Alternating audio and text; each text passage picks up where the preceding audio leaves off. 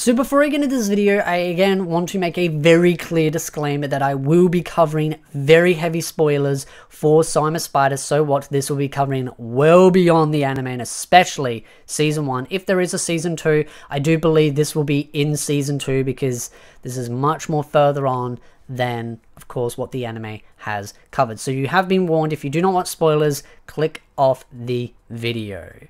But getting into my review on Volume 7 of So I'm a Spider, So What, out of the 7 volumes, through Volume 1 through 7, I would say, in my opinion, Volume 7 was probably the weakest. It wasn't bad, just wasn't my favourite, and I felt like it dragged on a little bit too much, mainly because it really just focuses on the UFOs. That's basically it. But of course, I do love the way they call it UFOs, so it kind of makes it feel like it's outer space, but it's really just an unidentified object. But of course, our little boy, as I like to call him, random elf guy, but of course, Potamus, as people have pointed out, they're like, you know, in the last video, they're like, but it's Potamus, that's his name. And I'm like, yeah, but I just like to call him random elf guy, because I don't care about him. I don't like him. He's a douche. And this volume proved my point that he's a douche. Which, again, is why I call him Random Elf Guy, because I just don't particularly like him. I would say the funniest part about this volume, I grew to hate the kids more in this volume, and they weren't even in the volume, because of Potamus and how manipulative and self-absorbed and narcissistic, and he's cunning, he's smart, he's basically just a cyborg, but, again, he's a douche. He's the biggest douche. And out of the 4 factions, he's the one faction I'd least like. I mean, out of the other 3, because there's really technically 4 factions in the light novel series, ignoring, of course, the transported kids. You've got, of course, the Demon Lord, you've, of course, got the gods, you've, of course, got the religious group, and then you've got the elves. Out of all of them, I just don't like the elves. The rest of them, I kind of like. Even, you know, the religious nutjob ones, I don't mind them so much, because the dude, as much as, yeah, he's a bit questionable at times, he's not necessarily a bad person. He's just trying to, you know, protect the interests of the people, but he's willing to sacrifice many to protect the overall. So it's hard to hate him, because he's not necessarily a bad person. He's just trying to get by in this messed up world, and then finding out that it's a post-apocalyptic world as well. I kind of had some hints. Just reading it, I was kind of like, something's going to come up where there's going to be some like type of like sci-fi in it. And I was like wondering if it was going to be kind of like external, but instead it's kind of like already there, and it's a post-apocalyptic world that's degraded, and that is why the elves are so powerful, because they've maintained that knowledge and power because of douchebag Potamus. But that being said, with this whole UFO object, it also explains that things happened in the past that were constructed and used, and there were desperate times back then that have led to some pretty bad situations. But it also is interesting because they talk about the Ma energy, which is the life force of the planet. And it talks about how, you know, the more Ma energy you use, the more it drains the planet. But I also kind of found it funny because in the light novels, and again, this is the legal English translation, I thought it was almost like a contradictory statement, because it implies that the life force of the planet, the Ma energy, is infinite, but it's the life force of the planet. So the more you use it, the more you're destroying the planet. So I'm kind of like, well, technically it's not infinite then.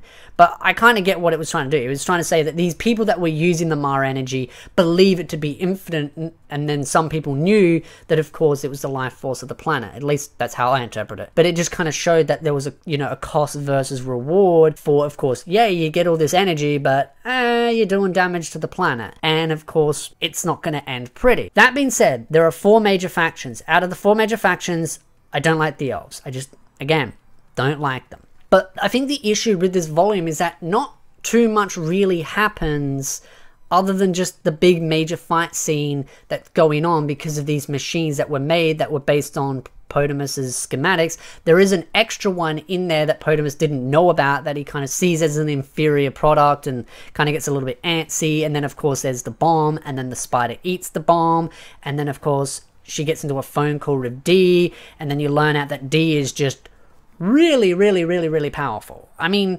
yes, I kind of had an inkling that, you know, D was very powerful, but I didn't really know the true scope of her power. But this volume does give a lot more insight to just how powerful she is.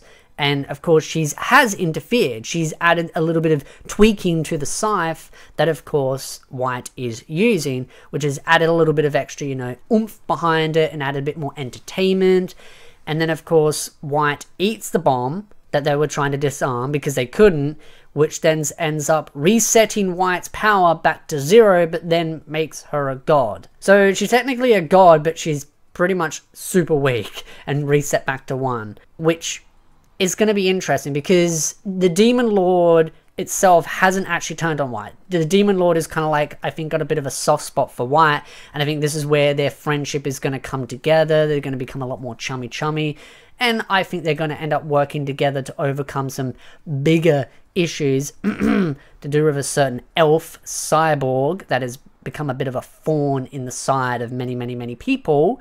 And I think that's the thing. I think the elf sort of group or faction, and particularly Potamus, has a very big leg up because he has all that knowledge and power that was from the time when there was a big more technological advancement, and now everything's declined, so they're all at a disadvantage. But of course you've got the gods as well. But that being said, I almost see Potamus as almost like the next thing to being a god, you know, slightly lower but almost kind of there, and it's pretty obvious that's what he's trying to reach, that power threshold, at least in my opinion. But that being said, he's almost at that point in my opinion. Like, he's really powerful, but he's also really smart and cunning and, again, narcissistic and evil and all the other things. So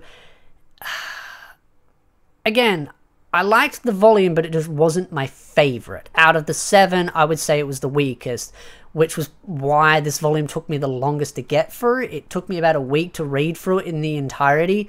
But the other volumes, I was reading through like one volume every 2 days because I was just like getting through it half a book a day because I was just enjoying it so much.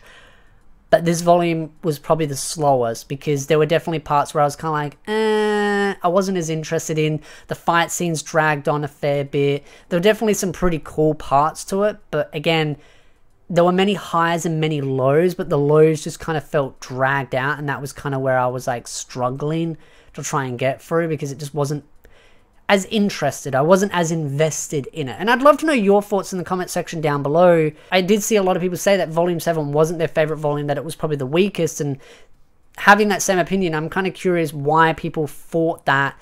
Was it the same reasons that there were just definitely some dragged out parts? Again, I feel like it just heavily focused on the whole UFO thing, the hidden underground base. I do really like the fact that it does open up the world more and explain a lot more that's going on, but I feel like it dragged just slightly a little bit too long on certain key components, which ended up leading me to just not being as invested in it as I wanted to be. I do feel like volume 8 is going to be much better. I feel like I'm going to be much more hooked because now it's past that slow phase. Things are going to start picking up again, especially with D now being reset to basically 0 or 1, however you want to put it.